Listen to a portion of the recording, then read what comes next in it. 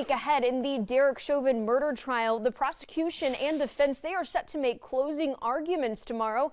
And then jurors, they will decide if Chauvin is guilty of murder in the death of George Floyd. Now, as this case wraps up, Minneapolis has launched the biggest security operations in Minnesota history, with thousands of officers and National Guard troops already on patrol there. Tensions, they are also high after last Sunday's shooting of 20-year-old Dante Wright during a traffic stop in nearby Brooklyn Center. And tonight, dozens of people in uptown Charlotte protesting in the middle of South Tryon against police brutality and racism. The names of George Floyd and Dante Wright, they were chanted. WBTV's Brandon Hamilton is joining us live tonight. And Brandon, what did protesters tell you there? Well, Chandler, organizers tell me today's march was just the beginning. As they wait for that verdict, they wanted to make sure their voices were heard. The chants and the signs filled the streets of uptown Charlotte Sunday. Protesters made their voices heard, marching from First Ward Park down South Tryon to Ramir Bearden Park. Wanted to stand up and speak on racism across the board.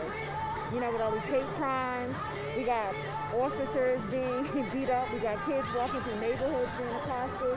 It's just too much going on.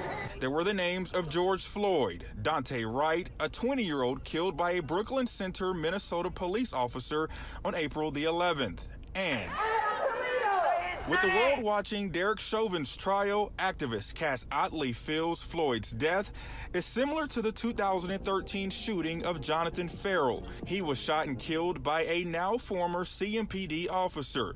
The trial ended with a hung jury and the state declined to seek a retrial. The city eventually settled a lawsuit with Ferrell's family. We saw this before with Jonathan Ferrell. We saw how the family got the civil suit during the jury selection. We saw how Jonathan Ferrell was criminalized and he was brought on trial just like George Floyd is. And we saw how it ended in a mistrial. So yeah, we're watching this one. This week, with a verdict possible, activists hope there is a change to what they say is systemic racism. The message is we're just warming up, because when this verdict hits, we're gonna hit the streets.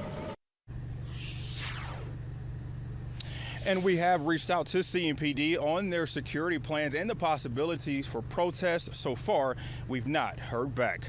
Reporting live in Uptown Charlotte, Brandon Hamilton, WBTV on your side. Brandon, thank you. And right now, Gastonia police